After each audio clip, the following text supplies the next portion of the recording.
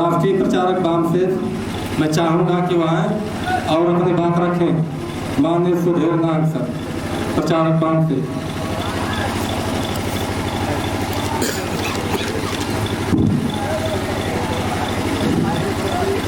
साथियों, आज आपके ज़िले में ये यात्रा परिवर्तन यात्रा पहुंच चुकी है। इस यात्रा का जो मकसद है, ये मकसद यहाँ पर आप लोगों के सामने बताना चाहूँगा कि जो यात्रा ईवीएम भंडाफोड़ परिवर्तन यात्रा आदरणीय वामन मेश्राम साहब के नेतृत्व में पूरे भारत भर में ये यात्रा निकाल रही है और ये यात्रा कन्याकुमारी से कश्मीर तक ये चलेगी। भारत मुक्ति मोर्चा, बहुजन क्रांति मोर्चा के माध्यम से ये यात्रा सेकेंड पार्ट में ये यात्रा निकल चुकी है और ये यात्रा पूरे साल भर चलेगी।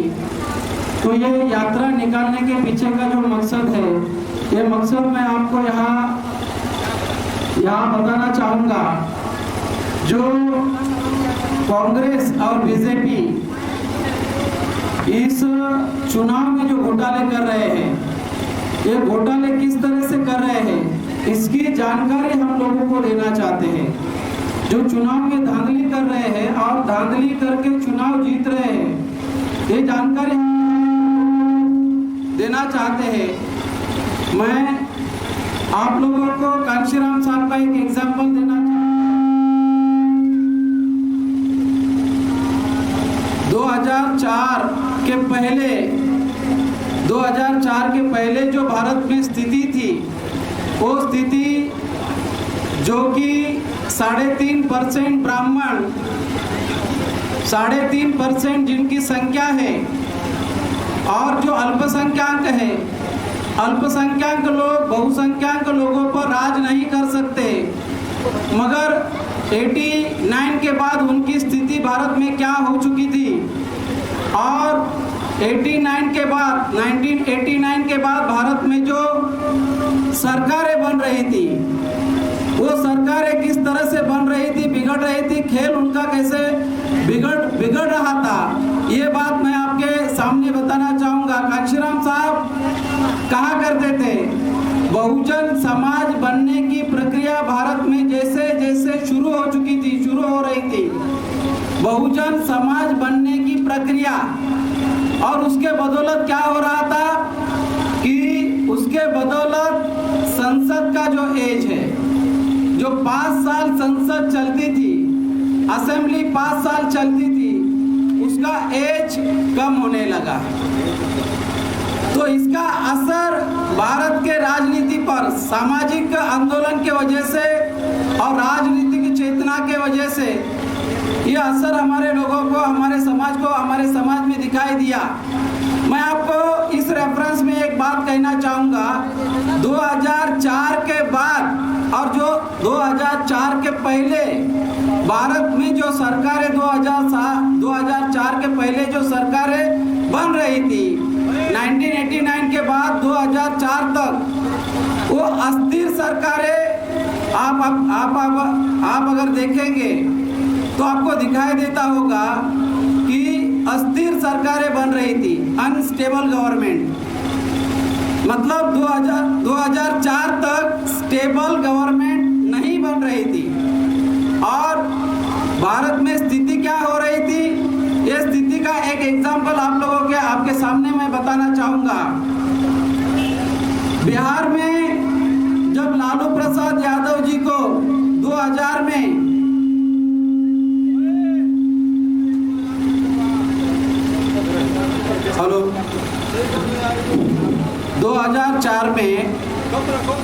2004 में बिहार में कांशीराम साहब को लालू प्रसाद यादव जब उन्होंने मुलाकात करने के लिए लालू प्रसाद यादव ने कुछ बात कही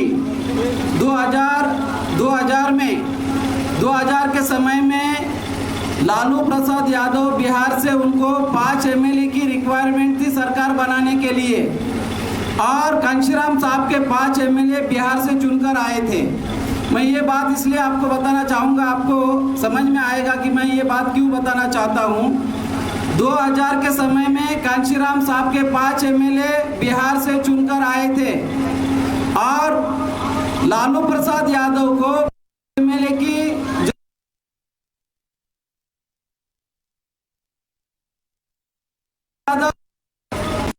साहब को कहते हैं कि सपोर्ट करेंगे।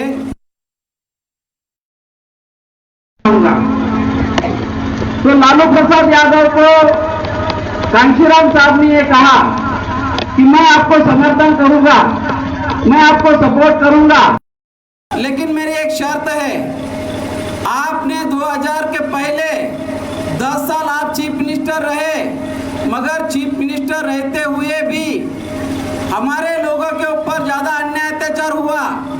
जो एससी के लोग हैं, एसटी के लोग हैं, ओबीसी के लोग हैं, आपके रहते हुए भी हमारे लोगों के ऊपर ज्यादा अन्याय अत्याचार हुआ। अभी आपके पास 5 लोगों की कमी है और आप सरकार बनाने जा रहे हैं। अगर मैं आपको सपोर्ट देता हूं, इसकी कोई कि हमारे लोगों नहीं होगा, इसकी व्यवस्था। तो लालू प्रसाद यादव इन्होंने कांशीराम साहब को कहा मैं फोर्स लगाऊंगा, मैं बहुत सारी कोशिश करूंगा, अन्याय अत्याचार रोकने के लिए बहुत सारा कुछ करूंगा। कांशीराम साहब ने कहा ऐसा नहीं चलेगा, वोट दूंगा, लेकिन मेरी एक टर्म है, मेरी एक कंडीशन है। कंडीशन क्या है? जिस तरह से मैंने यूपी में आपको, आप लोगों को ये जानकारी मैं इसलिए दे रहा हूँ, यूपी का भी इसमें एक महत्वपूर्ण रोल है।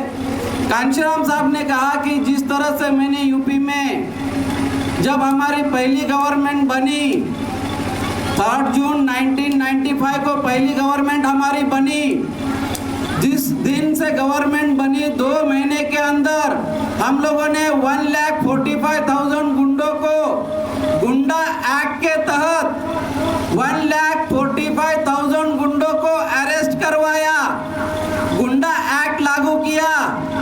आपको बिहार में केवल 10,000 से लेके 20,000 गुंडों को गुंडा एक्ट के तहत अरेस्ट करना होगा, तब मैं आपको सपोर्ट करूंगा।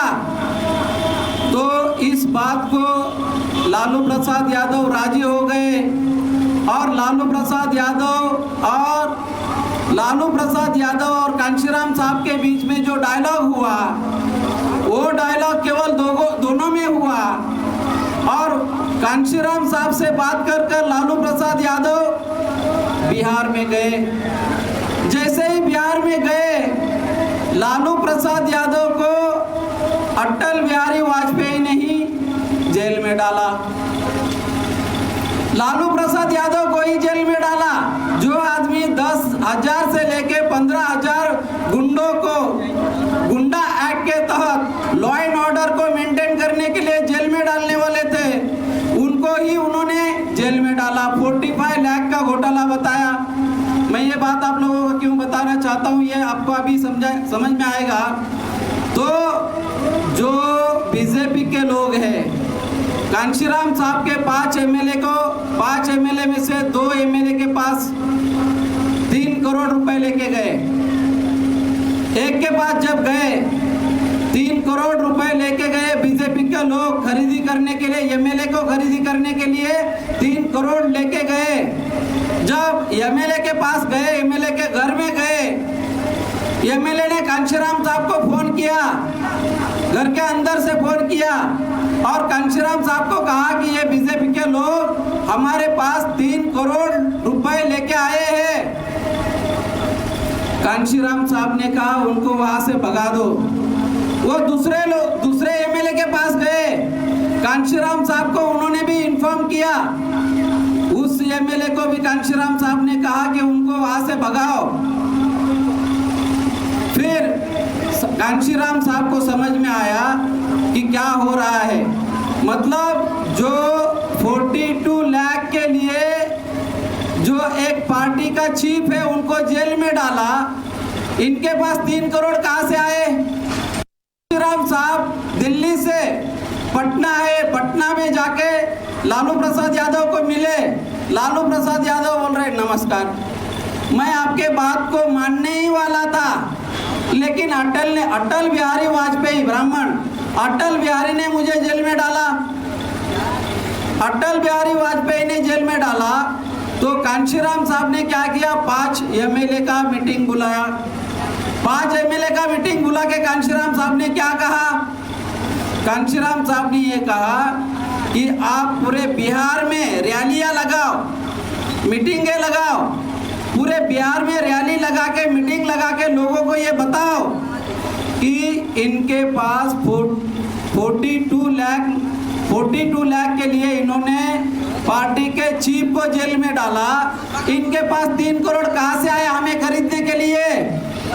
इन लोगों के बीजेपी के पास 3 करोड़ कहां से आए? आप लोगों को हैरानी होगी, मीडिया ने इस बात को पूरी तरह से दबाया। मतलब कहने का मतलब ये है कि जो रैलियां होनी चाहिए थी, मतलब मैं ये यहाँ बताना चाहता हूँ ये कि 2000 के समय में ये लोग किस तरह से इनके सामने मुसीबतें आ रही थी, ब्राह्मणों के सामने, ब्राह्मणों के पार्टियों के सामने किस तरह से ये लोग money mafia, media, electronic voting machine, अभी इलेक्ट्रॉनिक वोटिंग मशीन का मामला आया है। 2004 के पहले ये लोग क्या कर रहे थे? मनी माफिया, मीडिया का यूज करके एनी हाउ पॉलिटिकल पावर में कंट्रोल करना चाहते हैं। तो साथियों, अभी आज के तारीख में वो लोग क्या कर रहे हैं? 2004 में कांग्रेस ने घोटाला किया, कांग्रेस ने ईवीएम में घोटाला करके चुनाव जीता। 2009 में कांग्रेस ने ईवीएम में घोटाला करके चुनाव जीता। 2009 में जो चुनाव जीता कांग्रेस ने चुनाव जीतने के पहले जो इलेक्शन कमीशन ऑफ इंडिया के टेक्निकल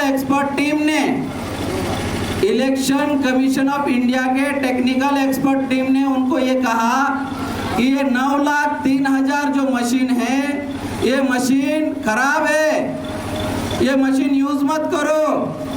वही मशीन को 2009 के इलेक्शन में यूज किया गया। जो खराब मशीनें थी, ईवीएम मशीनें, इलेक्ट्रॉनिक वोटिंग मशीनें जो खराब थी, 9,03,000 ईवीएम मशीनें जो खराब मशीनें थी, उस ईवीएम को इलेक्शन कमीशन के द्वारा यूज किया गया, इस्तेमाल किया गया और उसी के माध्यम से इलेक्शन कंडक्ट करवाया। और ये बात कांग्रेस को मालूम है, ये बात बीजेपी को मालूम है कि खराब मशीन के जरिए, जैसे अभी इन्होंने कहा 17 लाख जो पिछला 2019 का जो इलेक्शन है उसमें 17,40,000 ईवीएम, 17,40,000 ईवीएम पूरे भारत भर में इलेक्शन कमीशन के माध्यम से खरीदी की।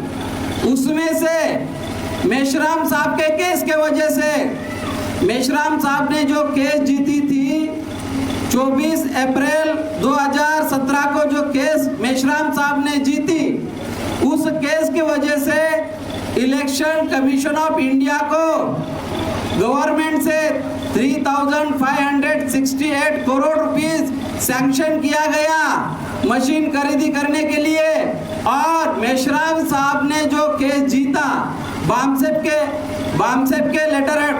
के नाम से जो केस जीता गया, उस केस में 16,15,000 ईवीएम का वीवीपीएटी मशीन का जिक्र है। 16,15,000 वीवीपीएटी मशीन आदरणीय वामन मेश्राम साहब के वजह से इलेक्शन कमीशन ऑफ इंडिया को खरीदी करना पड़ा कंटेम्प्ट ऑफ कोर्ट के केस में।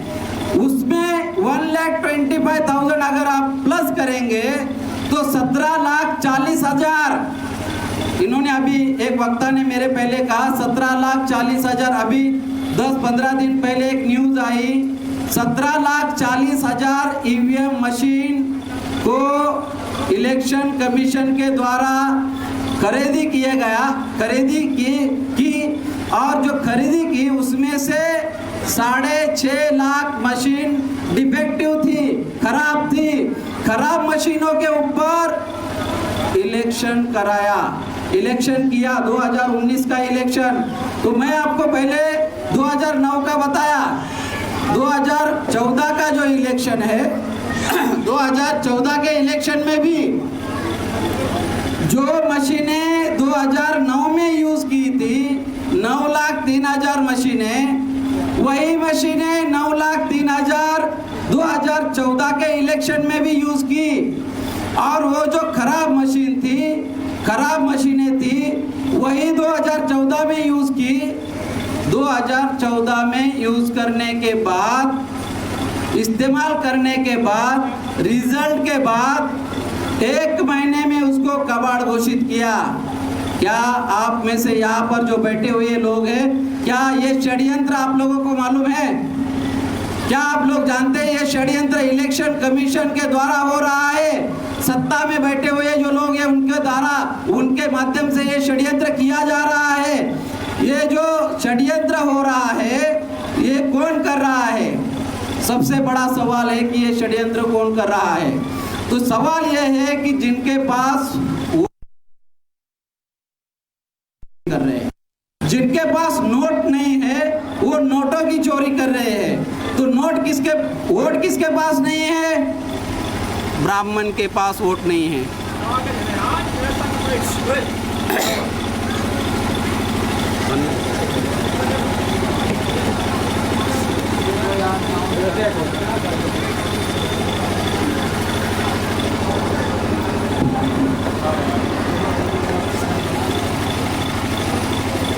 साथियों, ब्राह्मण, हेलो साथियों,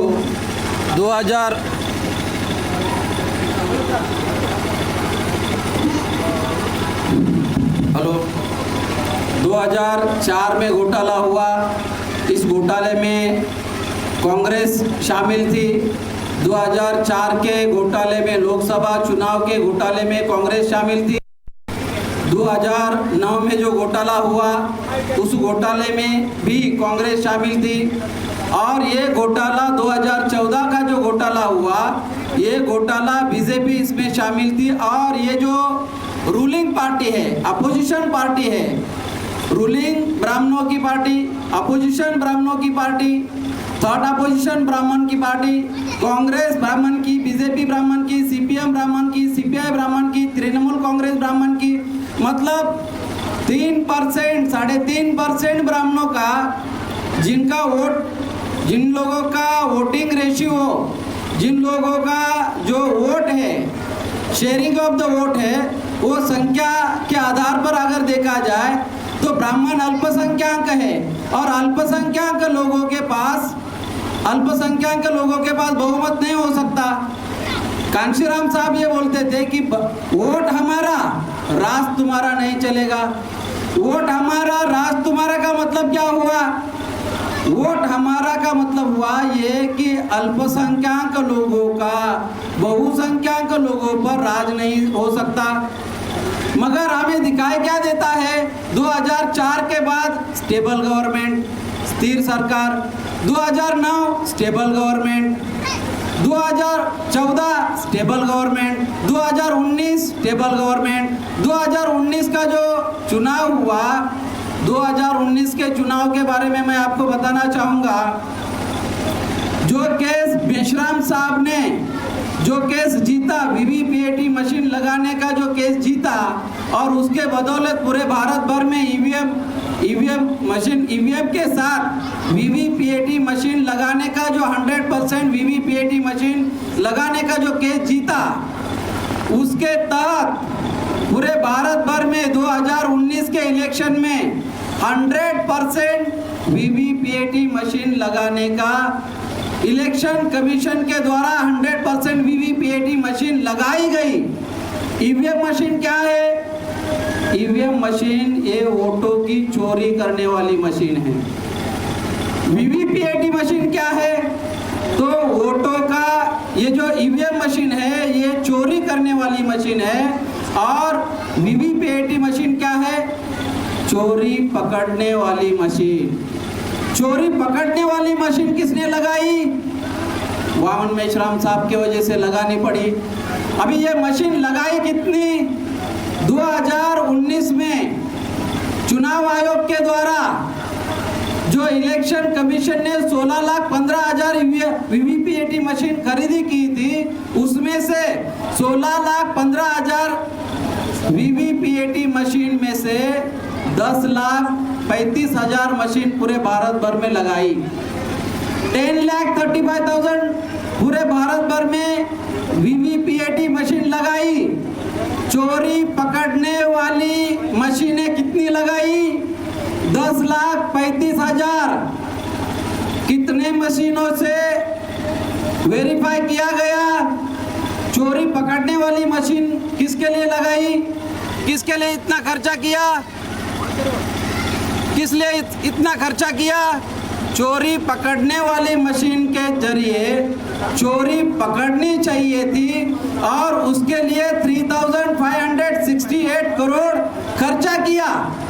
अभी खर्चा करने के बावजूद भी केवल 10,35,000 मशीन में से 20,687 मशीन को वेरीफाई किया।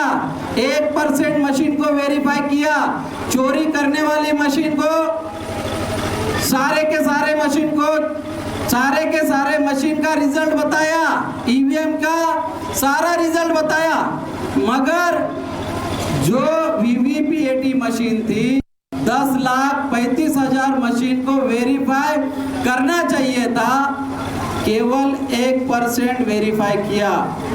20,687 मशीन को वेरीफाई किया। जितना किया उसमें भी घोटाला। आपको सबूत अगर चाहिए तो सबूत मिलेगा। 23 तारीख को रिजल्ट पब्लिश किया। 2019 में 23 तारीख को रिजल्ट पब्लिश किया। 5 दिन के बाद इलेक्शन कमीशन ने उनके वेबसाइट पर रिजल्ट पब्लिश किया। ईवीएम का रिजल्ट डिक्लेयर किया। ईवीएम का रिजल्ट कब डिक्लेयर किया? 23 तारीख को।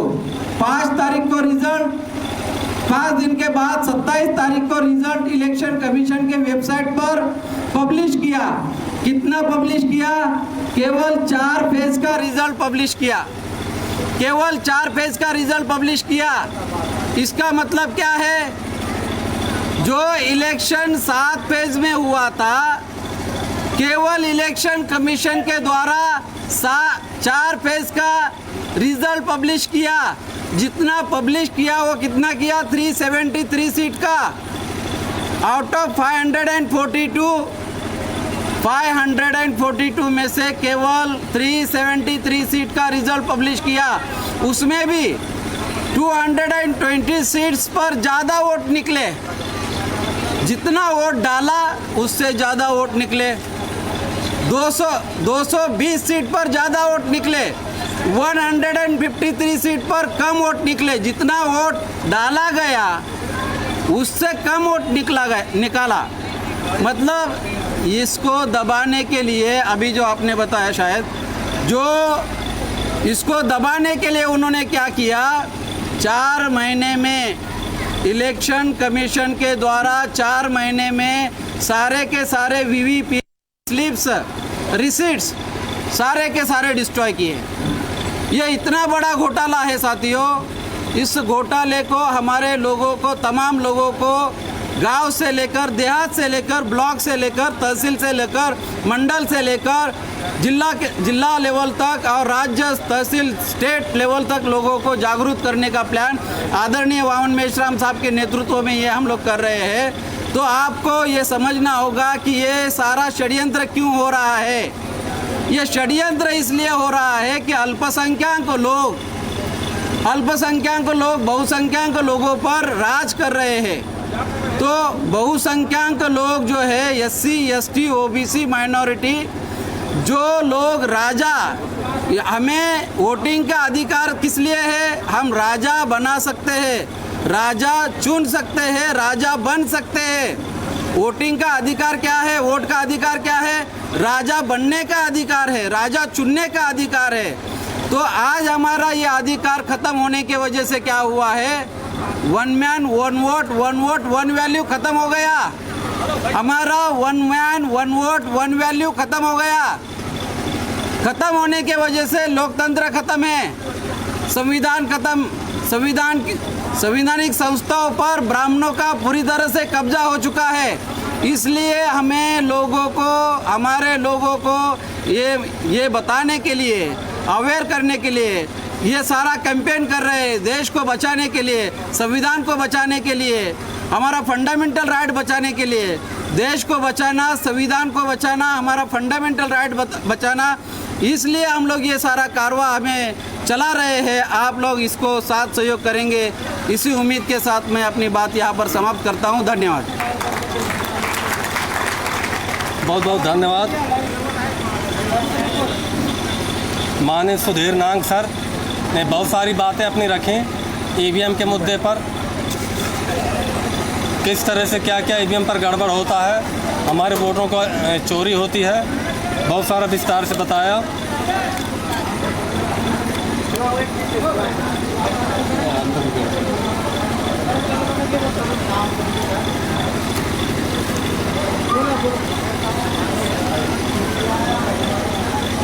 साथियों,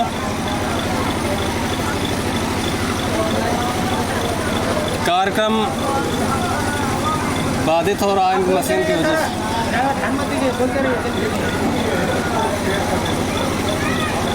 साथियों, वक्तागणों की अगली कड़ी में मैं शालिनी सिंह पटेल जी को, जो प्रदेश अध्यक्ष जनता दल यूनाइटेड महिला मोर्चा है, शालिनी सिंह पटेल जी प्रदेश अध्यक्ष जनता दल यूनाइटेड महिला मोर्चा, मैं चाहूँगा कि वो आएँ और अपनी बात रखें।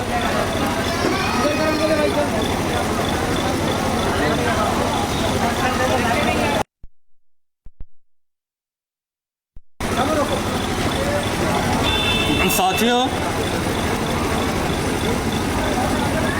आज के परिवर्तन यात्रा जो आई है पूरे देश और प्रदेश भर में चल रही है, और ईवीएम जो एक वोट चोर मशीन है, चुनाव आयोग पर सुप्रीम कोर्ट ने सवाल उठा दिया।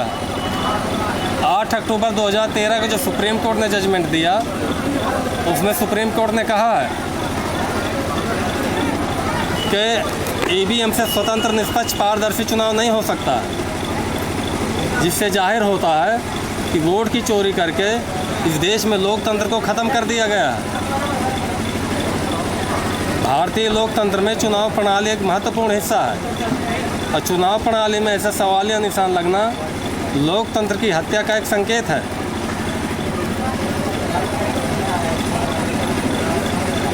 वोटों की चोरी लोकतंत्र की हत्या है। सुप्रीम कोर्ट ने ऐसा माना, सुप्रीम कोर्ट ने ऐसा माना, तो कोई माने या ना माने, किसी मानने का कोई मामला नहीं बचता। साथियों, आज के इस कार्यक्रम में वक्ताओं की अगली कड़ी में मैं आदरणीय शालिनी सिंह पटेल जी को मैं आमंत्रित करता हूँ, जो प्रदेश अध्यक्ष जनता दल यूनाइटेड महिला मोर्चा है। मैं चाहूँगा कि वह आएं और कम से कम समय अपनी बात रखें।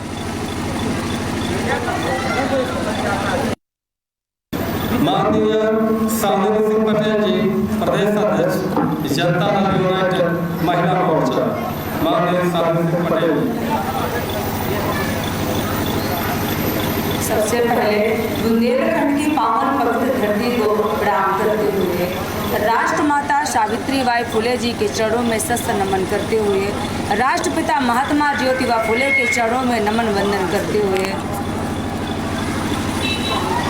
डॉक्टर भीमराव अंबेडकर जी के चरणों में नमन वंदन करते हुए, आदि महापुरुषों के चरणों में नमन वंदन करते हुए, इस मंच पर उपस्थित सभी अतिथियों का मैं बांदा जनपद की तरफ से हार्दिक अभिनंदन स्वागत करती हूँ। इस सभा में उपस्थित सभी माताओं को सादर प्रणाम, बुजुर्गों को सादर प्रणाम, सभी माताओं को सादर नमन वंदन करती हूँ। सभी लोगों ने अपनी अपनी राय रखी, तो मुझे ज़्यादा नाराज तो नहीं है, लेकिन फिर भी जो मुझे नाराज है मैं आप लोगों के समक्ष अपनी बात रखूंगी। तो मैं छोटा सा एक नारे शुरुआत करूंगी कि निकलो घरों मकानों से, जंग लड़ो बेईमानों से, क्योंकि हमें बेईमानों से जंग लड़ना पड़ेगा। क्योंकि देख रहे हैं आप जिस तरह उत्तर प्रदेश पूरे देश में अहंकारी सरकार की तानाशाही चल रही है, कोई भी अगर अपनी आवाज उठाता है तो इनका साथ लाठीचार्ज करता है। प्रशासन की अहंकारी तानाशाही तो शायद इतना चल रही है कि कोई गरीब अगर जाता है थाने में अपनी FIR कराने तो उसको भगा दिया जाता है। जैसे वो कहा था ना मोदी ने कि कपड़े से पहचान होती है, तो ये कपड़े पहचानते हैं कि ये किस समाज से आए हैं, कैसे हैं, है ना। तो इन लोगों से भी हमें सावधान रहना पड़ेगा।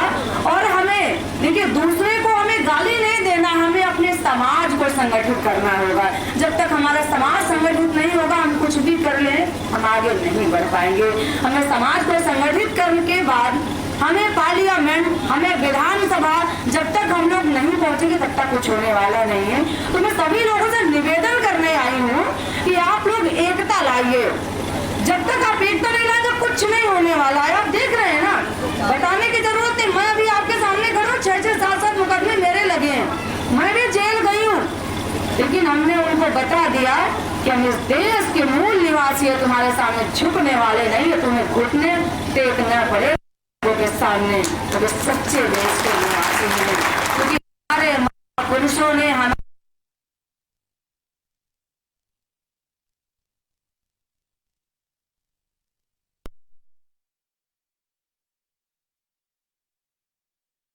सरकार बना करके बैठे हैं। बड़ा ही दुर्भाग्य है, हम लोगों ने ही इनको बनाया है, क्योंकि हम लोगों में एकता नहीं है। दारू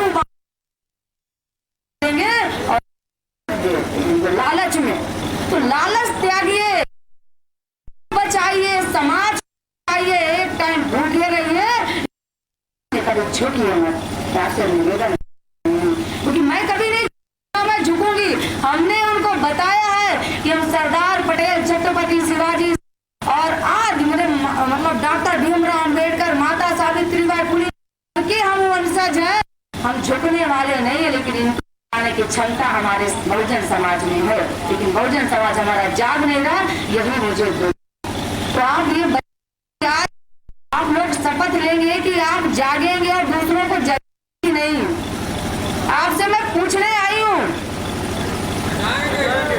हम कह रहे हैं जैसे कोई कार्यक्रम होता या कोई हम लोगों को ज्ञापन देना है तो आप एकता बनाइए। ऐसे प्रशासन ने सुनता है, इनकी नानी याद दिला, हम लोग क्षमता है हमारे में। अभी बहुत साईं जी बैठे, पूछिए किस तरह की प्रताड़ना झेल रहे हैं। अगर यही समाज उनके साथ खड़ा होता तो पुलिस प्रशासन की क्या औकात। इनको जेल ले जा रहे थे, आपको पता बबेरों में। मैं बार बार सीओ को फोन कर रही थी कि नहीं ये गलत कर रहे हो, आप गलत कर रहे हो सीओ साहब, मान जाइए, जगाइए मत सोए हुए समाज को। तब सीओ ने फिर छोड़ा था, इनको पूछ लीजिए। तो एकता होगी।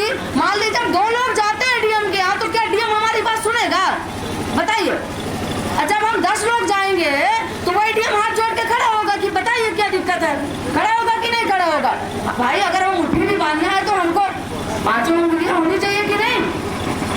तो समाज ही जब हमारा समाज ही जब इकट्ठा नहीं होगा तो क्या करेंगे। तो बस मैं पुनः सभी से निवेदन करती हूँ कि सब लोग आवाज उठाइए इस तानाशाही सरकार के खिलाफ, अहंकारी सरकार के खिलाफ। एकता लाइए, हमें अपने समाज को बचाना है, देश को बचाना है, महापुरुषों के सिद्धांतों पर चलिए। जय भीम, जय। बहुत बहुत धन्यवाद। अभी आपके समक्ष सावन सिंह पटेल जी ने बहुत ही महत्वपूर्ण बातें रखी और समय बहुत सीमित है, तो इसी कड़ी में मैं राजेश पैंथर जी को, जो मंडल अध्यक्ष बहुजन मुक्ति पार्टी युवा विंग है, मैं चाहूँगा कि वहाँ आप कम से कम समय में जितना कम समय संभव हो अपनी बात रखें। राजेश तनखर जी।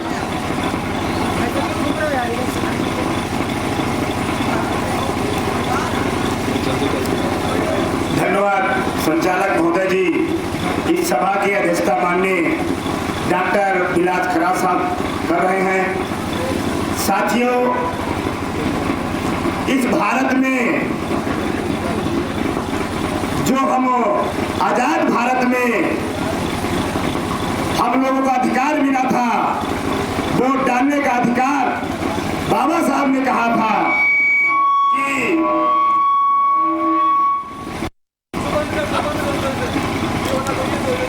रानी के पेट का ऑपरेशन कर दिया है, रानी के पेट से राजा नहीं पैदा होगा, राजा पैदा होगा अगर अब मतपेटी से पैदा होगा।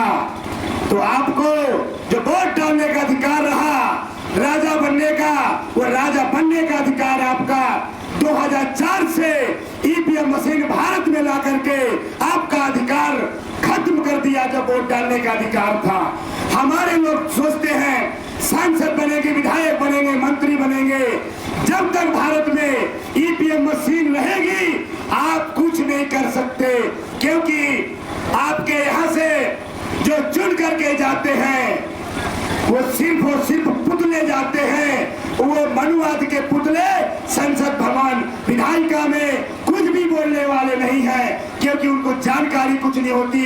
ईवीएम मशीन पूरे भारत में ये पता है, गांव-गांव में पता है, गली-गली में पता है कि ईवीएम मशीन चोर है और चुनाव आयोग चोरों का सरदार है। बल्कि हमारे लोग कहते हैं नहीं, बदलाव होने वाला है, बदलाव होने वाला है। बदलाव अपने आप आने वाला नहीं है, कहीं ऊपर से भगवान बदलने वाले नहीं है कि बदलाव आ जाएगा। आप सब लोगों को ईवीएम के खिलाफ भारत में आना पड़ेगा, रोडों में आना पड़ेगा, आंदोलन करना पड़ेगा। ये जो आपकी पार्ट 2 कन्याकुमारी से लेकर के कश्मीर तक परिवर्तन यात्रा चल रही है, पूरे 1 साल की ये दूसरी परिवर्तन यात्रा है। पहली परिवर्तन यात्रा 6 महीने की निकाली गई, ये 1 साल की परिवर्तन यात्रा निकाली गई है। इस कार्यक्रम के बाद हमारी ये परिवर्तन यात्रा, इस सभा समाप्त होने के बाद गांव-गांव में हम सब लोगों की जिम्मेदारी है कि प्रत्येक व्यक्ति को जगा देंगे ईवीएम मशीन चोर है। अगर आप लोगों ने ऐसा नहीं किया तो आप अपने बच्चों का, आप अपने जनरेशन के पीढ़ी का हक और अधिकार छीन रहे हैं, क्योंकि आपका मान सम्मान स्वाभिमान खत्म हो जाएगा। राजनीति चले ना चले, किसी भी कीमत पर सामाजिक कीमत रुकनी चाहिए, सामाजिक जागृति नहीं रुकनी चाहिए। इसलिए सामाजिक जागृति करते रहना चाहिए। आप लोगों ने मुझे सुना, इसके लिए बहुत बहुत धन्यवाद। मेरा निवेदन है युवा साथियों से, आप इस देश में आइए और इस देश को अपने हाथ में लेकर के संभालिए। जय भीम, जय मूल निवासी। धन्यवाद, थैंक यू। बहुत बहुत धन्यवाद। राजेश तनखर जी ने बहुत ओजस्वी बात रखी, बहुत महत्वपूर्ण बात रखी, कम समय में रखी, और इसी कड़ी में समय को ध्यान में रखते हुए, समय बहुत सीमित है, मैं जो कार्यक्रम के उद्घाटक थे वो कुछ लेट से आए, देरी से आए, और उनको शुरुआत में समय नहीं दिया गया है। मैं चाहूँगा कि दाता सदबुद्ध साईं जी आए और कम से कम समय में अपनी बात रखें। दाता सदबुद्ध साईं जी कम से कम समय पर अपनी बात रखें, समय का ख्याल रखते हुए अपनी बात रखें, क्योंकि अध्यक्षीय प्रबोधन होना है और टाइम सीमित है। बहुत बहुत धन्यवाद है। आज ईवीएम मिदनापुर यात्रा के बीच हमारे मंच में डॉक्टर प्रोफेसर बिलास खरा साहब के नेतृत्व में जो आज यात्रा आई है, तो सबसे पहले महत्वपूर्ण बात यह है कि ईवीएम के विषय में जो बात कही गई है, तो आप लोगों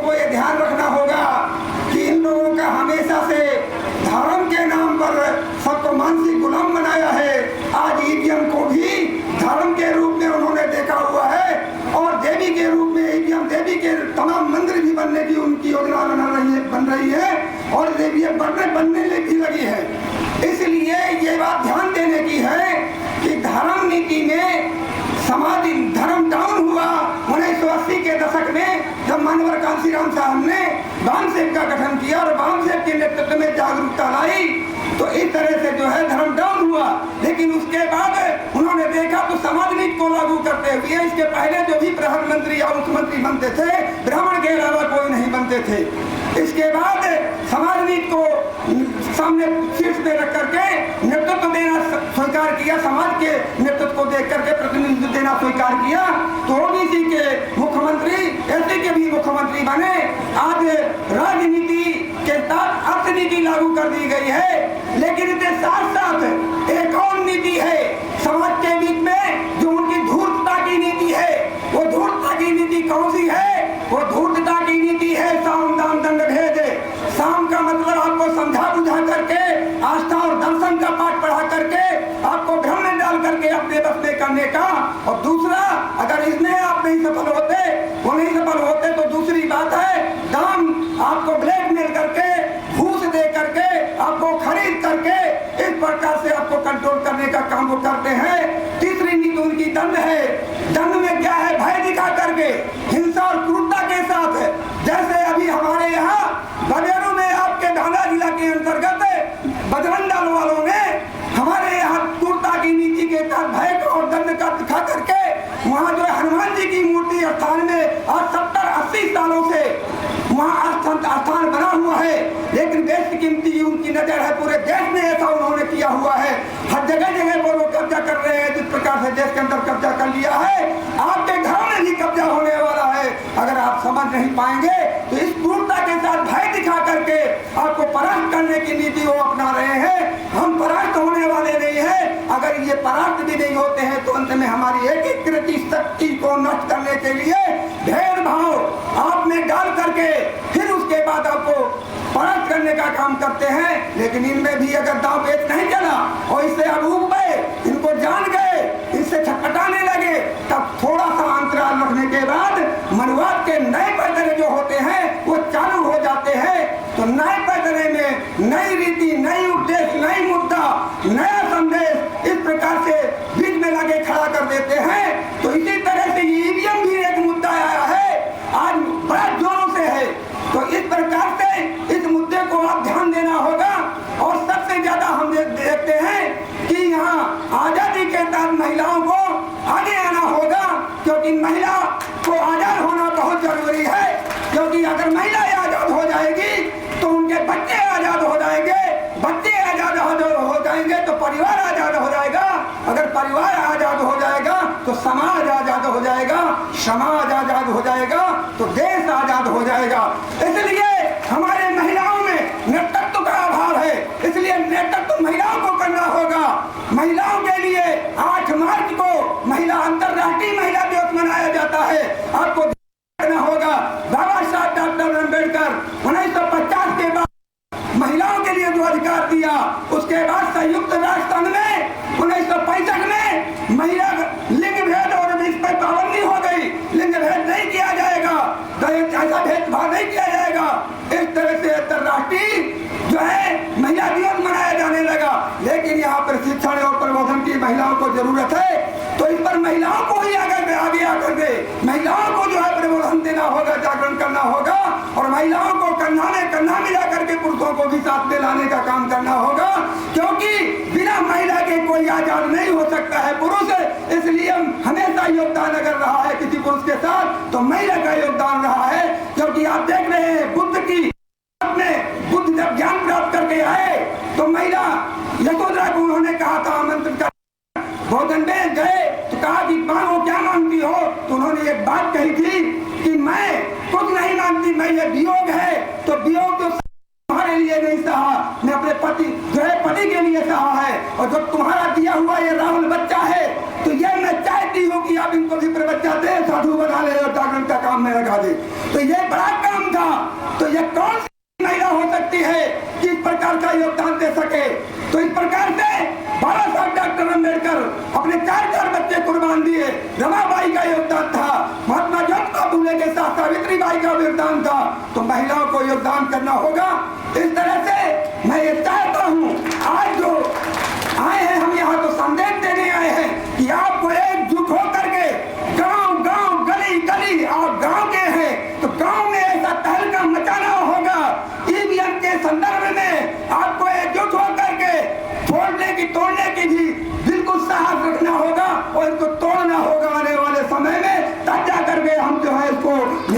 पाएंगे, इसके पहले सुख होने वाला नहीं है।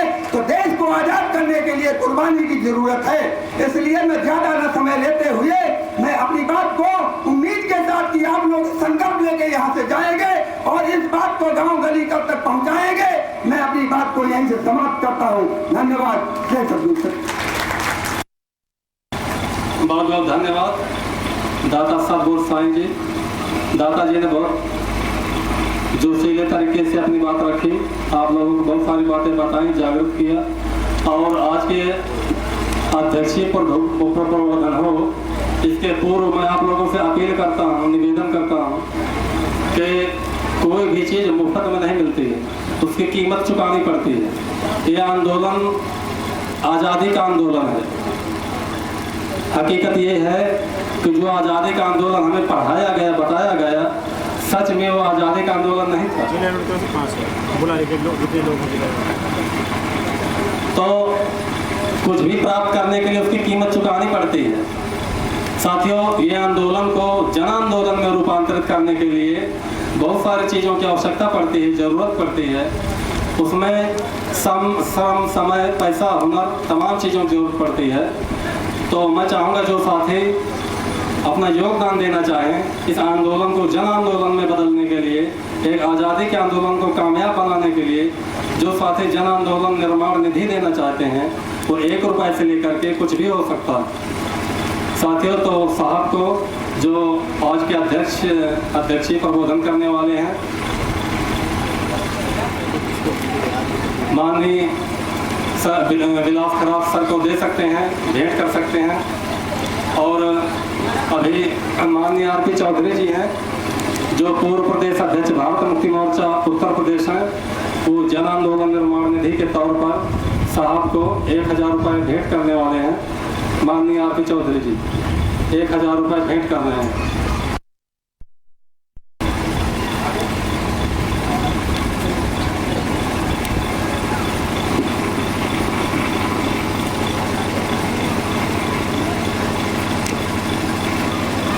और इसी क्रम में भारत मुक्ति मोर्चा एवं बहुजन क्रांति मोर्चा जो जिला यूनिट बांदा है, जिला यूनिट बांदा 5000 रुपये भेंट करने वाले हैं। जिला यूनिट बांदा के जो साथी हैं, जिनमें से पप्पू यादव जी और रामफल कुशवाहा जी, विनय प्रजापति जी, ये सभी साथी साहब को ये गिफ्ट करेंगे, भेंट करेंगे।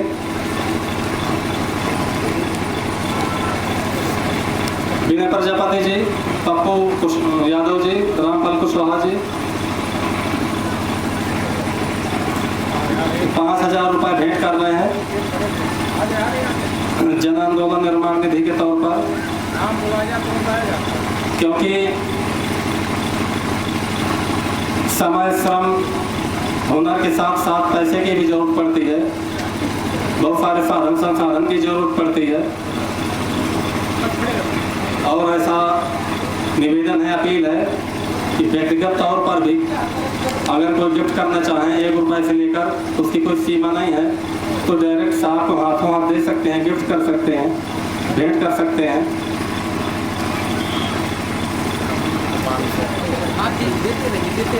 रामफल कुशवाहा जी जो जिला अध्यक्ष राष्ट्रीय पिछड़ा वर्ग मोर्चा है, जिला यूनिट बांदा, तो 500 रुपये जन आंदोलन निर्माण निधि दे रहे हैं रामफल कुशवाहा जी। मार साहब, श्रीपाल मास्टर साहब 100 रुपये दे रहे हैं।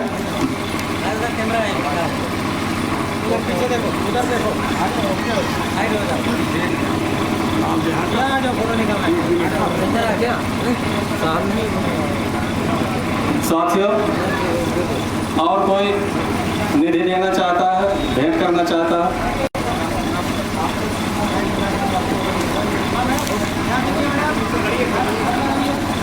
माताएं बहनें भी बढ़ चढ़ कर सहयोग कर रही हैं।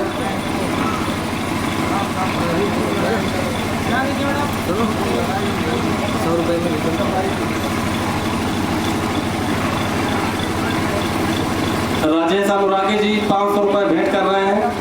राजेश अनुरागी जी,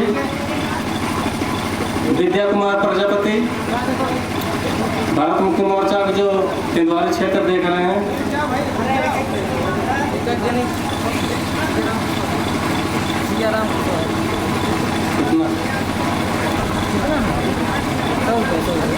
सियाराम कुशवाहा जी 100 रुपये साहब को भेंट कर रहे हैं।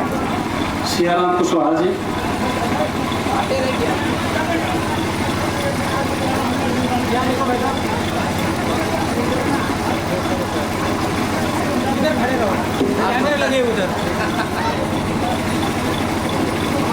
साथियों, और कोई साथी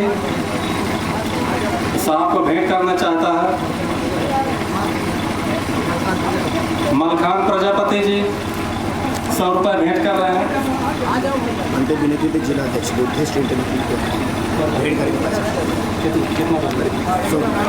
भंते बिना कीर्ति जी जिला अध्यक्ष बुद्धिस्ट इंटरनेशनल नेटवर्क साहब को भेंट कर रहे हैं। रामभवन वर्मा 100 रुपये भेंट कर रहे हैं। एक भंते जी हैं बिना कीर्ति जी जो जिला अध्यक्ष बुद्धिस्ट इंटरनेशनल नेटवर्क साहब को भेंट कर रहे हैं। साथियों, और कोई भेंट करना चाहता है? साथियों, इसी क्रम में कुछ ही पल में आपके समक्ष अध्यक्षीय प्रबोधन करने के लिए मैं आमंत्रित करूंगा। इसके पहले आप लोग जोरदार तालियों से स्वागत करेंगे आज का अध्यक्ष प्रबोधन करने वाले माननीय प्रोफेसर विलास खरात सर हैं, जो अपनी बात रखेंगे। माननीय विलास खरात सर।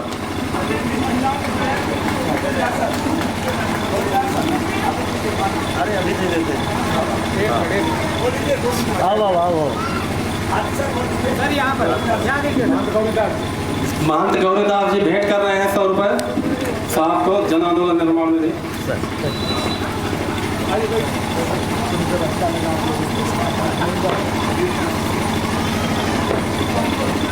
साथियों, पूरे देश भर में बहुजन क्रांति मोर्चा के द्वारा और भारत मुक्ति मोर्चा के द्वारा ईवीएम भंडाफोड़ परिवर्तन यात्रा शुरू हो गई है और आज आपके जिले बांदा में यह परिवर्तन यात्रा आई है। साथियों, देश में ठीक नहीं चल रहा है और देश में ठीक नहीं चल रहा है, इसकी वजह इलेक्ट्रॉनिक वोटिंग मशीन है। मगर दुख की बात यह है कि इस देश के लोकतंत्र की हत्या पार्लियामेंट में बैठे हुए डाकू लोग कर रहे हैं और भारतीय लोगों को इसकी जानकारी तक नहीं दी जा रही है।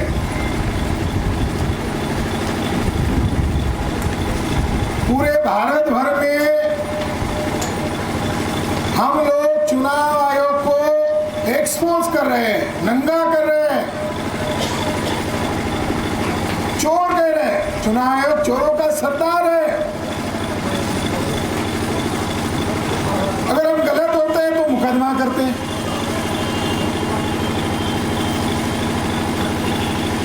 8 अक्टूबर 2013 को, यानी आज से 10 वर्ष पहले, सुप्रीम कोर्ट में सुब्रमण्यम स्वामी, जो आज मंत्री है भाजपा सरकार का, साउथ इंडिया का ब्राह्मण,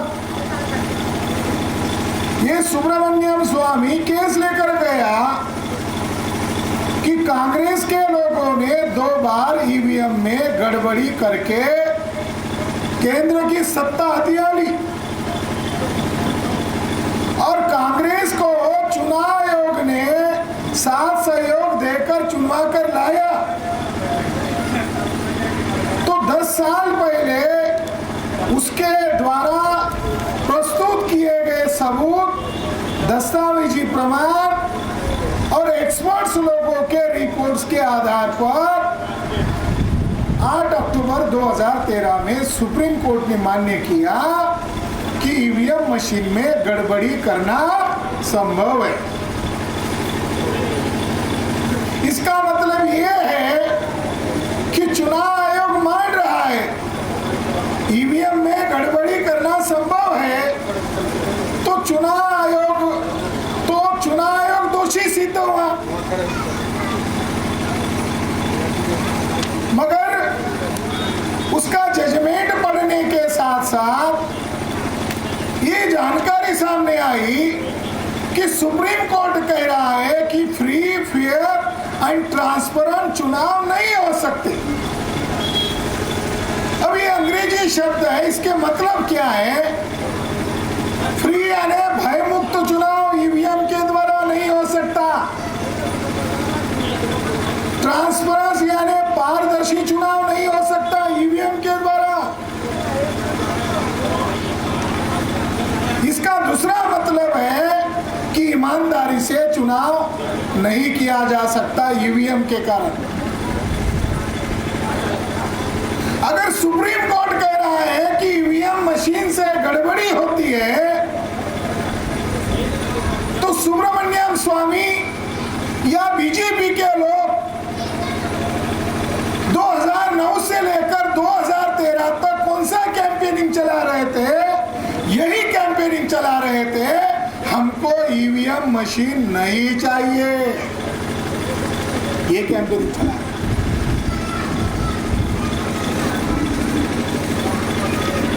और ये सुब्रमण्यम स्वामी जो है, इसके वीडियोस अभी अवेलेबल है।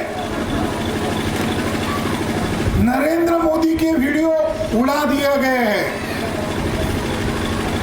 सुब्रमण्यम स्वामी के थोड़े थोड़े वीडियो अवेलेबल है, मगर नरेंद्र मोदी जो भारत के वर्तमान घोटाले से पैदा किए गए प्रधानमंत्री है, इस प्रधानमंत्री के वीडियोस गायब कर दिए गए हैं।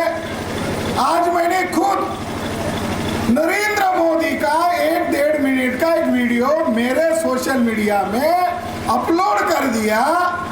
उधर से कंपनी, फेसबुक कंपनी से मैसेज आया, आप इस वीडियो को पब्लिक नहीं कर सकते, इसीलिए इसको बैन कर दिया जाता है। तो नरेंद्र मोदी का वीडियो जो उन्होंने इसके पहले दिया, वो वीडियो मैं यहाँ आज हमारी ये लाइव भी हो रहा है, देश भर के लोग सुन रहे हैं।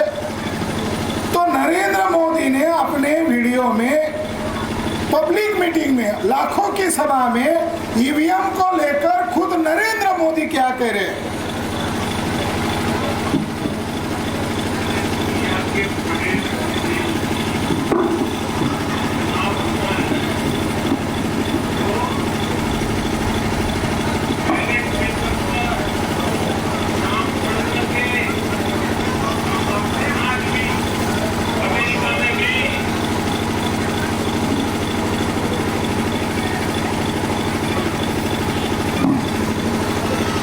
नरेंद्र मोदी कह रहे हैं दुनिया वालों ने ईवीएम मशीन को बैन किया है, इंडिया में इसको क्यों लागू कर रहे हो?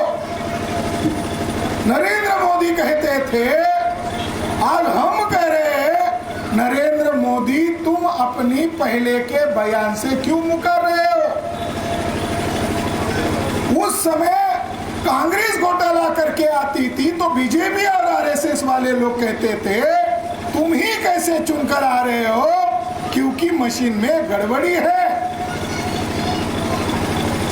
अब कांग्रेस वाले भी नहीं बोल रहे और बीजेपी वालों का तो बोलने का सवाल ही नहीं है।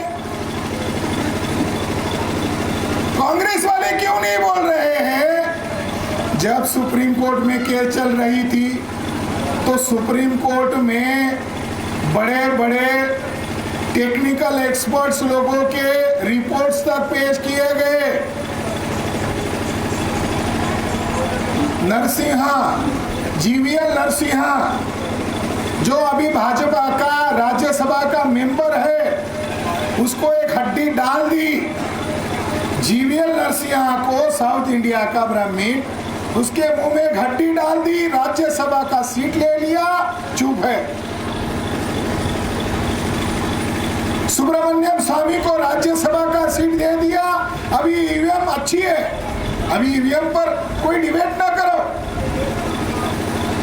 जब के चल रही थी और कांग्रेस को चुनाव आयोग ने साथ सहयोग दिया, घोटाला करने के लिए साथ सहयोग दिया, ये बातें जब उजागर हो रही थी, तब कांग्रेस के शीर्ष नेता नागपुर में गए और आरएसएस के चीफ मोहन भागवत के साथ गुप्त मीटिंग किया और गुप्त मीटिंग में तय हुआ कि आप लोग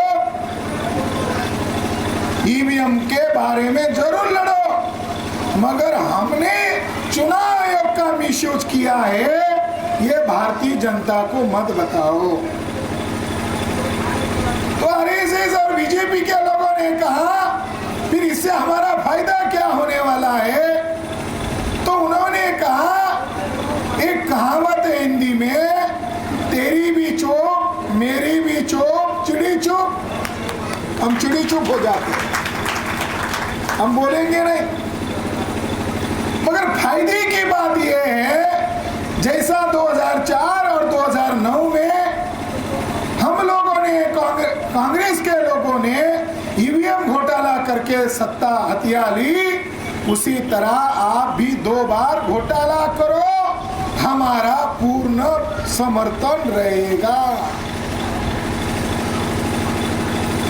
2014 में बीजेपी चुनकर आई और कांग्रेस के समर्थन से चुनकर आई, रिजल्ट आ ही रहा था, स्क्रीन पर टीवी पर रिजल्ट आ ही रहा था कि ट्विटर पर सोशल मीडिया में मीडिया के सामने आकर राहुल गांधी जी ने कहा हम नरेंद्र मोदी जी का अभिनंदन करते। अरे रिजल्ट आना बाकी है, अभिनंदन का मैसेज डिक्लेयर कर दिया गया। इधर अभिनंदन कर रहे थे महाराष्ट्र के कई एमपी एमएलए लोगों ने मीडिया के सामने आकर कहा हमारा ईवीएम मशीन पर डाउट है और हम कोर्ट में जाकर सवाल पूछेंगे। तो ऊपर से मैसेज आया आइंदा ऐसा बयान मत देना। यानी लोकल जो एमपी एमएलए थे जो हार चुके थे वो ईवीएम को लेकर सवाल खड़े कर रहे थे, मगर कांग्रेस का शीर्ष नेतृत्व बीजेपी को बधाई देने का कार्य कर रहा था। 2014 और 2019 में कांग्रेस के समर्थन से बीजेपी सत्ता में आई। साथ ही इसके पहले कांग्रेस और बीजेपी के लोग म्यूचुअल अंडरस्टैंडिंग से लड़ाई लड़ते थे और बहुसंख्यक समाज जो एससी एसटी ओबीसी का समाज है उसको हिंदू मुसलमान के नाम पर, सेकुलर कम्युनल के नाम पर कांग्रेस आता था तो बीजेपी जाता था, बीजेपी जाता था तो कांग्रेस आता था। ये खेल खेल रहे थे, मगर उन्होंने देखा कि बहुजन नायक कांशीराम जी के द्वारा बहुजन समाज को राजनीतिक चेतना और राजनीतिक विकल्प दिया जा रहा था, तो कांग्रेस के ही लोगों ने पार्लियामेंट में विधेयक लाया और ईवीएम मशीन से भारत में चुनाव किया जाए। ये प्रस्ताव इंदिरा गांधी के द्वारा रखा गया और उस समय पंडित अटल बिहारी वाजपेयी था और कम्युनिस्ट ब्राह्मण नेता थे। ब्राह्मणों को समझ में आ गया कि ब्राह्मणों की आबादी 3.5% है और 3.5% ब्राह्मण गांव का प्रधान छोड़ो, प्रधान का नीचे जो मेंबर होता है वो मेंबर चुन नहीं ला सकता, एमपी एमएलए कहां से चुनकर लाएगा। तो सारी ब्राह्मण पार्टियों ने ईवीएम लाने के समर्थन में विधेयक को समर्थन दिया। उसके बाद ट्रायल हुआ केरला में, उसके बाद 2004-2009 में ईवीएम घोटाला की सत्ता आई।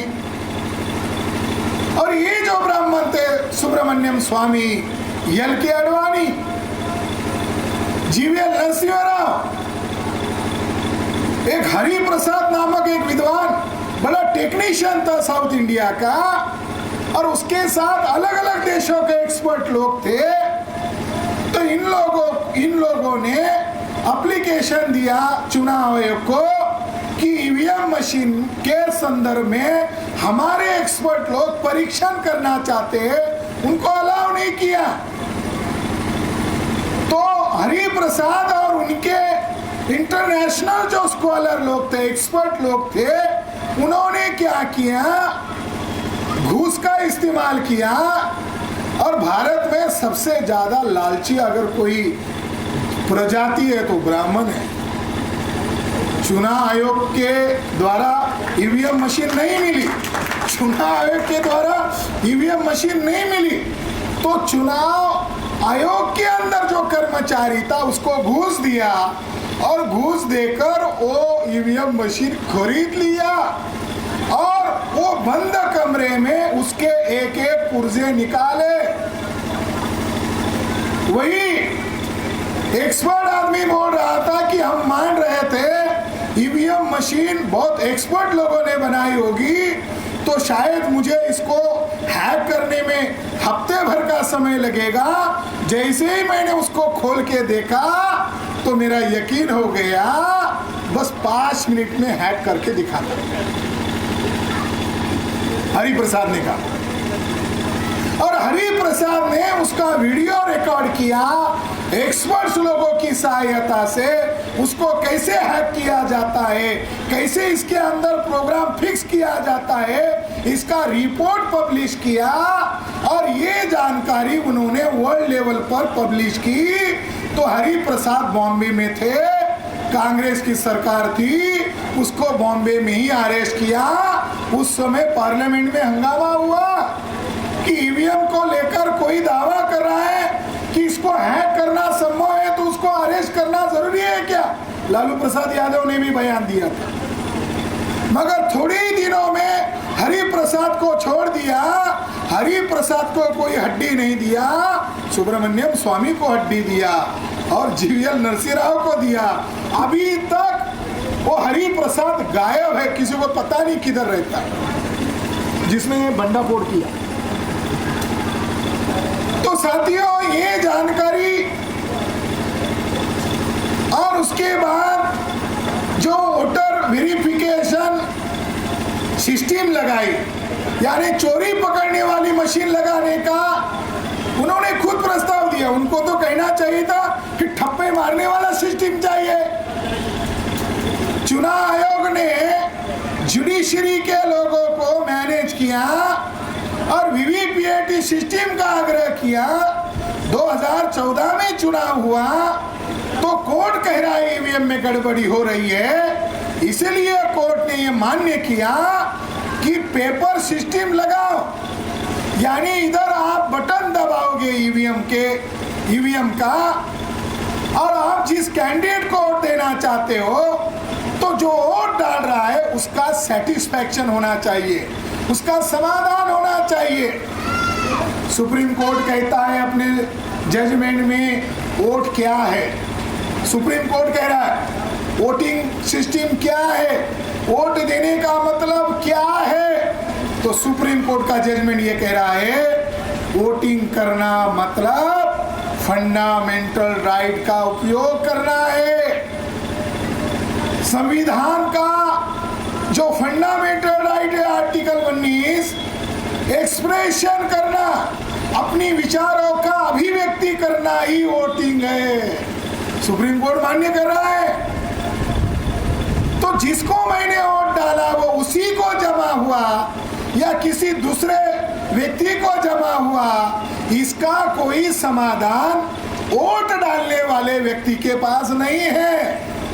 खाली आवाज आने से वोट गया, ये मापदंड नहीं हो सकता। इसके लिए वीवीपीएटी सिस्टम लगाई और 2014 में जितनी ईवीएम मशीन लगाई गई थी उतनी वीवीपीएटी सिस्टम वाली मशीन लगानी चाहिए थी, मगर लगाई कितनी? 0.31, यानी आधा टका भी नहीं लगाई। 1% तो छोड़ो, आधा टका भी नहीं लगाई। और ईवीएम मशीन से गड़बड़ी करके नरेंद्र मोदी की सरकार बनाने में चुनाव आयोग ने मदद किया। माननीय वामन मेश्राम साहब ने ये घोटाला पकड़ा और सुप्रीम कोर्ट में केस दायर किया कि आप कोर्ट में सिद्ध कर रहे हो कि ईवीएम में गड़बड़ी होती है, तो आपने ही जजमेंट में कहा ईवीएम मशीन में गड़बड़ी हो रही है, इसीलिए पेपर वीवीपीएटी सिस्टम लगाओ। तो वामन मेश्राम की बात को कोर्ट ने एग्री किया और कोर्ट ने कहा ये सिटीजन ऑफ इंडिया है, इसकी डिमांड कोई अलग नहीं है, ये हमारे द्वारा दिया गया जजमेंट को अमल करने की डिमांड कर रहे हैं। अलग कहाँ डिमांड कर रहे हैं? साथियों, 2017 में चुनाव, 2017 में वामन मेश्राम सुप्रीम कोर्ट में केस जीत गए। उनकी एक सिंगल लाइन की खबर किसी भी मीडिया ने नहीं दिखाई। यानी 8 अक्टूबर 2013 की खबर भारत के किसी लोगों को मालूम नहीं है। उसी तरह वामन मेश्राम चुनकर आए, इसकी खबर एक अखबार में आई थी और वो अखबार था इकोनॉमिक टाइम्स। कौन पढ़ता है इकोनॉमिक टाइम्स? कौन पढ़ता है? तो जो अपर कास्ट लोग हैं उनकी जानकारी के लिए खबर छापी गई, मगर जो रिप्रेजेंटेटिव एक्ट है उसमें बदलाव किया गया और उससे जो पर्ची निकलने वाली है उस पर्ची की 100% रिकाउंटिंग करना और टैली करने का जो मामला था, इसको रोड़ा करने का काम कांग्रेस के वकील अभिषेक मनु सिंघवी के द्वारा किया गया। अपोजिशन बीजेपी को करना चाहिए था, कांग्रेस बीजेपी को बचाने के लिए उतरी। साथियों, ईवीएम के द्वारा इनका इतना कॉन्फिडेंस हो गया है कि उत्तर प्रदेश में आम लोगों की सुनवाई नहीं हो रही है। मैं 2 दिन पहले वाराणसी गया तो मैंने वहां देखा एक महिला, लगभग 45-50 उम्र की महिला है, उसके ऊपर रेपिंग किया गया और पुलिस थाने में उसका एफआईआर तक दर्ज नहीं हुआ। आज भी है कलेक्टर के सामने चक्कर काट रहे, पुलिस थाने में चक्कर काट रहे और पुलिस वाले कह रहे हैं हम अलग से कमेटी बिठाकर जांच करेंगे। अरे महिला पर रेप हुआ, महिला पर हुआ, पुलिस वालों को समझाना पड़ेगा कानून क्या है। तो ये जो हो रहा है उत्तर प्रदेश में, बहु बेटियों की इज्जत सुरक्षित नहीं है। मान्यवर कांशीराम साहब ने आम लोगों को इतनी बातें भेजे में नहीं घुसती थी, तो आम लोगों को बहुत आसानी से समझाया, भाइयों बहनों वोट मत बेचो, वोट बेचना बहु बेटियों की इज्जत बेचने के बराबर है। तो आम लोगों को लगा और ये वोट की इतनी बड़ी कीमत है, हम पहली बार समझ रहे हैं। साथियों, आज ईवीएम घोटाला करके केंद्र में नरेंद्र मोदी को बिठाया और ईवीएम घोटाला करके एक साधु को उत्तर प्रदेश का सीएम बनाया। उनका काम ये नहीं है। गोरखपंथी लोग जो है वो ब्राह्मण विरोधी लोग हैं। आज वो ब्राह्मणों के समर्थन में काम कर रहे हैं। उत्तर प्रदेश में ईवीएम घोटाले के रिजल्ट है। ये हमारे उद्घाटक दाता सत बोध साई ये क्या कर रहे हैं? अपनी विरासत को जान रहे हैं और अपनी विरासत को मान रहे हैं। ये हमको, हमारे लोगों को संविधान ने दिया हुआ अधिकार है। बैकवर्ड कास्ट के लोग बुद्धा के साथ अपना रिलेशन जोड़ रहे हैं, अशोका के साथ जोड़ रहे हैं, शेड्यूल कास्ट के लोग जोड़ रहे हैं। अपना अधिकार है मगर ये इन लोगों को पता न चले कि ओबीसी का धर्म हिंदू धर्म अर्थात ब्राह्मण धर्म नहीं था, बौद्ध धर्म ही पटेल कुर्मी ओबीसीओं का मूल धर्म था, ये पता न चले। इसलिए ऐसे प्रामाणिक ईमानदार लोगों के मठों पर या उनके विहारों पर कब्जा करने का अलग अलग तरीके से हथकंडा अपना रहे। ईवीएम का कारण रोजगार खत्म हो गए, बेरोजगारी चरम सीमा पर है, महिलाओं का गैंग रेप हो रहा है, किसानों को उत्तर प्रदेश में गाड़ियों से टमाटर की तरह मार दिया गया, लखीमपुर खीरी में किसान आंदोलनकारियों को मार दिया गया। ये ईवीएम का नतीजा है। तो क्या कुत्ते के बिल्लियों की तरह मरने के लिए पैदा हुए हो? किस लिए पैदा हुए हो? तो इसके लिए जगना होगा, जगाना होगा, समाज को जोड़ना होगा। तो ये ईवीएम परिवर्तन यात्रा क्या करने वाली है? लोगों को जगा रही है, खुलेआम लोगों को बोल रही है, समझा रही है, ऑन रिकॉर्ड जा रहा है।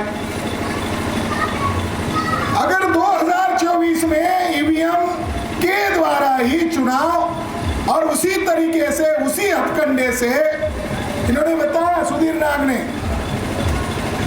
कि जो रिजेक्टेड माल था, जो मशीन है, एक्सपर्ट्स लोगों ने कहा इस मशीन से चुनाव मत करवाओ, उन रिजेक्टेड ईवीएम मशीन से 2019 का चुनाव करवाया गया और उसके सबूत न बचे रहे, इसीलिए उसको कुछ ही महीने में स्क्रैप कर दिया, कबाड़ घोषित कर दिया, रद्द कर दिया।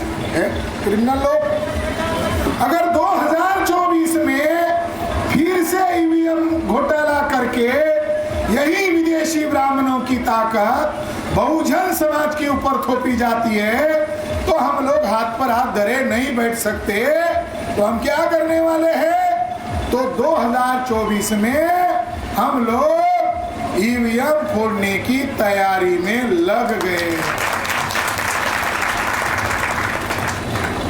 ओबीसी की जनगणना के लिए अभी भारत बंद किया था, आने वाला भारत ईवीएम बंद करने के लिए रहेगा। करना पड़ेगा, लोगों को जगाना पड़ेगा। हम लोग जब लोगों को बताते हैं कि हम ईवीएम मशीन फोड़ेंगे, तो कुछ पढ़े लिखे विद्वान लोग कहते हैं अरे ईवीएम मशीन फोड़ने से आपको जेल हो सकती है। तो हमारे समाज के जो कुछ पढ़े लिखे विद्वान लोग हैं वो कहते हैं जेल हो सकती है, और आम लोग कहते हैं नहीं नहीं हम फोड़ने वाले हैं। आम लोग हैं वो कहते हैं हम फोड़ने वाले हैं, और कुछ पढ़े लिखे विद्वान कहते नहीं नहीं जेल हो सकती है। जेल क्या, हम सबसे बड़ी अगर कोई कुर्बानी होगी वो कुर्बानी देने के लिए हम तैयार हैं। हम देश और संविधान को बचाने के लिए इसलिए मैदान में उतरे। ब्राह्मण लोग अंग्रेजों को कहते थे, अंग्रेज लोग कानून का डर दिखाते थे और उनको जेल में डालते थे। गांधी नेहरू जेल में गए तो जेल में गए जाने से बदनाम हुए या हीरो हुए? तो वो लोग जेल में जाते जाते हीरो हो गए, तो हम क्या होंगे? तो उन्होंने लड़ाई लड़ी। अगर ये लोग नहीं मानते हैं तो जिस तरह से गांधी जी ने आखिर में आखिरी दाव पेच खेला, क्विट इंडिया मूवमेंट, ए ब्रिटिश लोगों भारत छोड़ो। अगर ब्राह्मण लोग 3.5% ब्राह्मण लोग, भारत की 90% आबादी है मूल निवासी बहुजन समाज की, उनका इस तरीके से शोषण करती है, उनको अज्ञानी बनाकर उनके अज्ञानता का मिसयूज करती है, मीडिया का मिसयूज करती है, सही जानकारी लोगों तक नहीं पहुंचानी देती है, तो बहुजन क्रांति मोर्चा, भारत मुक्ति मोर्चा चुप नहीं बैठेगा। ब्राह्मण लोग नहीं अपने हथकंडे से बाज नहीं आते हैं तो हमें भी मजबूरन ब्राह्मण भारत छोड़ो आंदोलन शुरू करना पड़ेगा।